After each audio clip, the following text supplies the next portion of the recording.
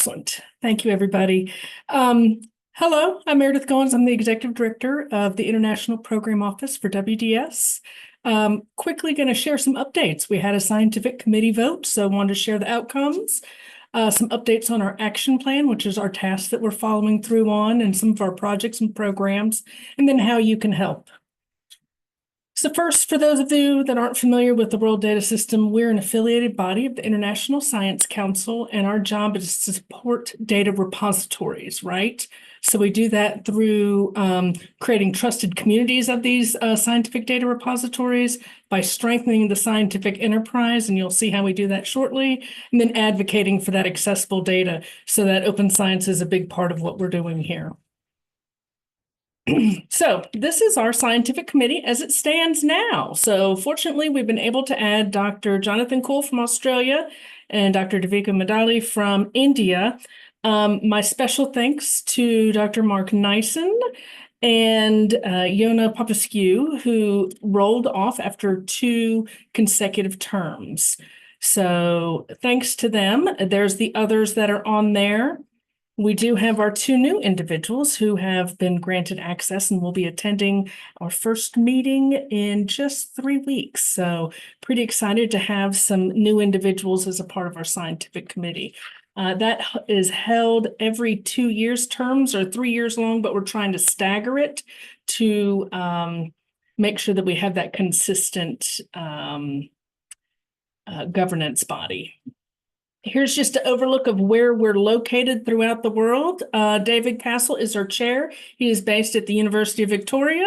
And also we have Claudia Medeiros and we have Hugh Shanahan, who serve as our vice chairs at this time. So just to give you an idea, we are global and in all fields.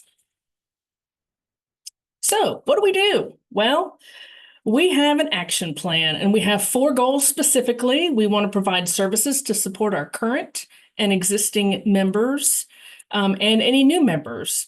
We want to develop some value narratives for our WDS members and provide global leadership and agenda setting and enhance access, quality, and accessibility. So what does all that mean? Well, those are the 4 main goals of what we try to accomplish.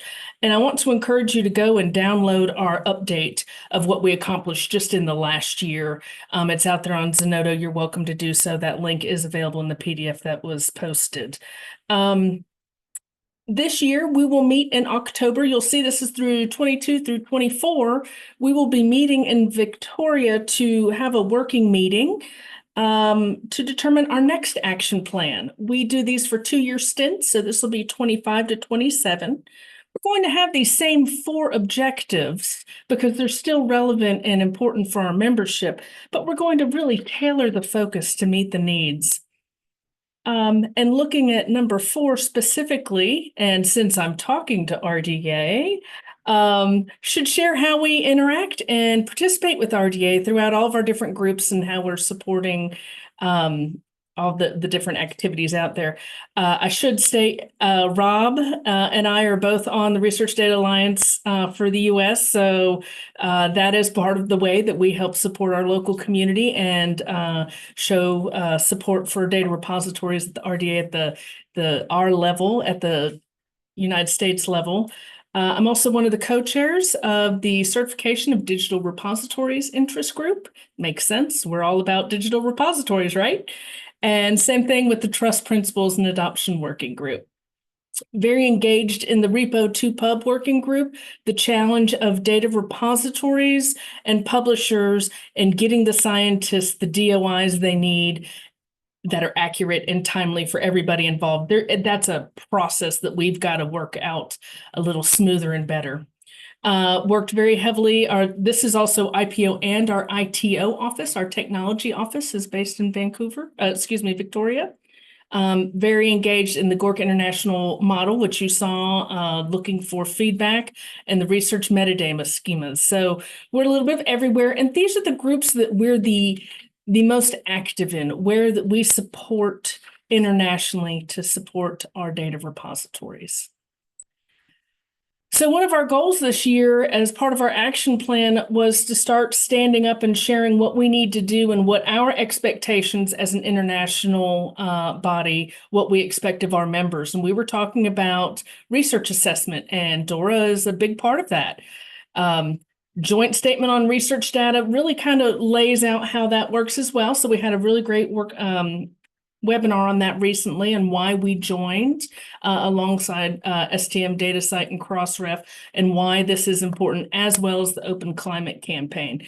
These endorsements come from our scientific committee, and we will decide in October other ones that we want to go after. We're playing a bit of catch up because WDS hadn't endorsed anything before these three right here. So just to share a little bit of what we've done and always looking for ideas of future endorsements for me to bring forward. Again, talking about research assessment, and I'll get to that in the other activities in just a minute, but some research and projects we're working on right now is we're doing a Delphi study to help identify those top 10 value-added benefits that a data repository brings. And Raina Jenkins out of our ITO office is leading this project. And it's really, how do we give data repositories the meat that they need to go out and say, you need to fund us, we are important, and here's why. It's just giving them more language to be successful with their funders, with the different grantors throughout the world, through the different scientists, that sort of thing. One activity in research assessment that wasn't talked about, one audience, was early career. And so WDS was a part of a evaluation, but both the study and also the workshops that followed after this to talk about how do we need to reform that research evaluation. And so this was with the Global Young Academy, the Inter-Academy Partnership, and the International Science Council. And all these we all came together to talk about what we need to do for early careers to be successful in research evaluation. And one suggestion I would have for you, Anne, is consider starting as early as possible with your audience. The people that are being hired, the people that will do hiring for future generations. So that's one suggestion, one audience that may be of importance, and that publication is linked there.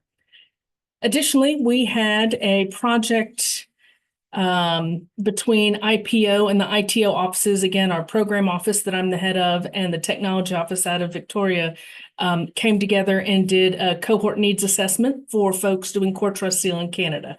So that was some recent research for us published, and I encourage you to go out there and read this. So what else are we doing? Well, we have created a subcommittee on standards and certification. And this is how you can help. Take the survey. Share the survey with others who may run data repositories, scientific data repositories.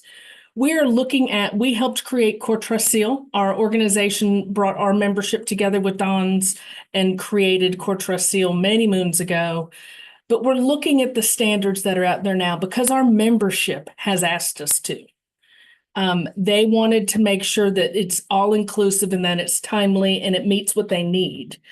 And so what we're asking for is individuals to share, what does your local community use? Again, it comes down to subject areas. It comes down to country. It might come down to your funders, what they expect.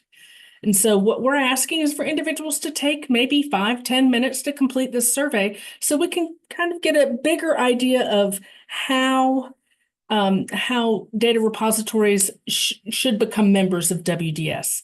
You're required to have a Core Trust Seal membership to be a WDS member. But are we excluding individuals because of that? And the answer is certainly yes, because not everybody has Core Trust Seal certification. But have we looked at all of the different options out there? No, not until now. So we're working on this, and I want to give kudos to my colleague Daniela, who's on the call, who's leading this group along with our scientific committee. So please consider taking that survey, and if you need a direct link, please email to us, and we'd be happy to send you an email invitation that you can share with others. So what else have we been doing? Well, we've got some webinar series that's been happening. And again, we're very keen on supporting early career scientists. And it's extremely important to us to give them a voice, not just through the evaluation piece, which I talked about previously, but also through our webinar series. We specifically focus on early career individuals through our Early Career Researcher Network.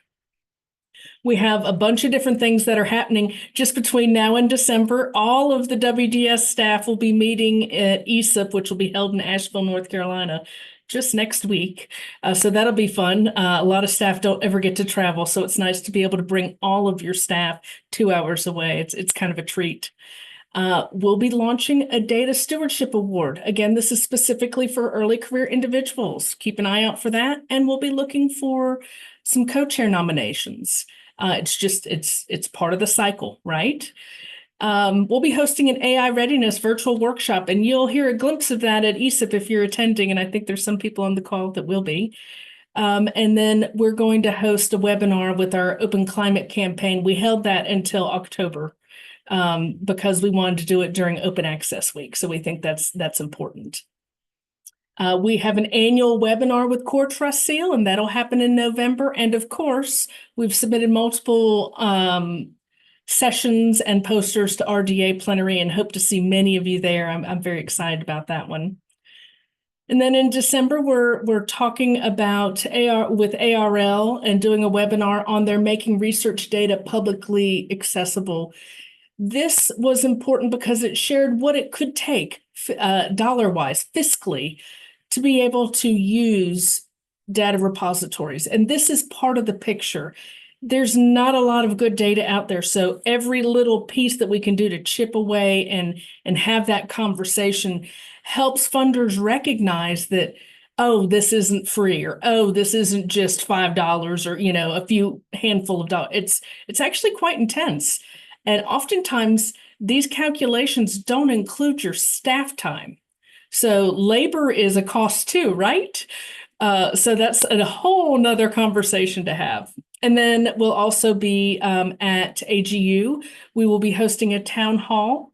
It'll be in Washington, D.C. this year. We'll be hosting a town hall for all of our members and potential members. So we encourage all of you to attend if you will be there, and hopefully have some great turnout for that. These workshops, these conversations that we're having are all about getting feedback from our members. We are a member organization. And by getting input from what the needs are from our member data repositories, we can go affect change. And that's the whole reason why we're out trying to share these conversations. So become a member. Guess what? It's free. You have to have Core Trust Seal certification right now. But we'll see how the scientific committee comes up and what our survey tells us down the road. And we look forward to sharing further information on that as that's released, the outcomes of that.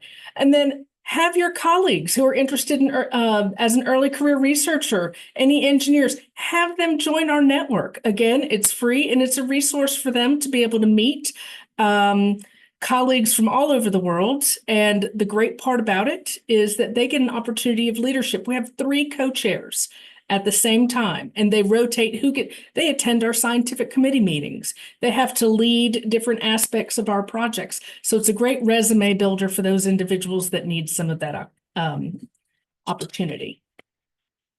Finally, International Data Week. Look forward to seeing you all there. I hope you'll join us in Brisbane, Australia.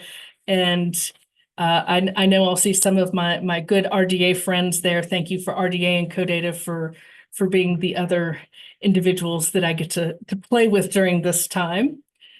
And being me, I have to share thanks to my funders and my thanks to you. I welcome any questions you may have and always welcome you to reach out to us at any time.